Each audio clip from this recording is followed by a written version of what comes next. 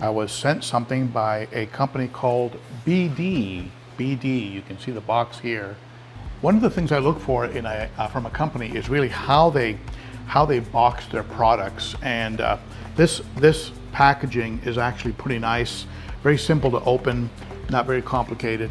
It comes with an easy picture guideline and a simple booklet on how to use it, even wider than you'd get with a Python. This little motor here, and this little motor pumps at 140 gallons an hour, and they're very explicit in several parts of the instructions. They talk a lot about how this motor has to be below the water line before you turn it on, or you're going to have problems. So I mean, that makes sense. So here's your DC plug-in, and it looks like they do give you a decent amount of cord. One of my pet peeves, of course, with products is when they give you short cords. So this looks, well, this isn't really that long.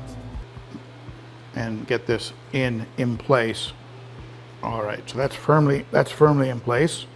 Now we take the section that has the actual motor, and that goes on here. Looks like another little O-ring.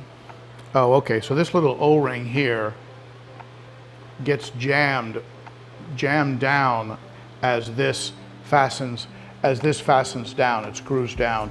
So then that little O-ring there will seal it, so you have so it's watertight. So onto this, right directly onto this piece here, you would attach this shoveling end to the siphon, and you can use that. Now, if you don't want to use that, you can use a more traditional siphon like this one,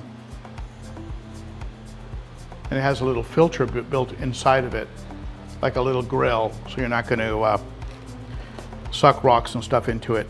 But this is what's going to be turning around, getting into the substrate. And here we attach our hose. I'm assuming they are getting pulled up through the tube and then getting caught in this filter. They're getting caught in this filter right here, which is a sponge filter, which I'll talk more about here in a minute. It seems to be doing an okay job in pulling out detritus.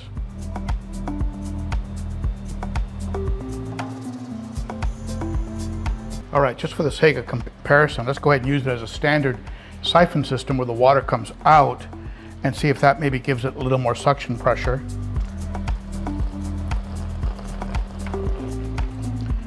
Seems to be working pretty good. It's definitely moving water.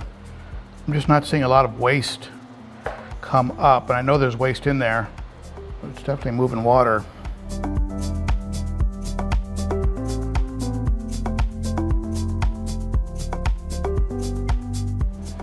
If you want to support the channel and future content creation, consider becoming a member of the Garage Gang.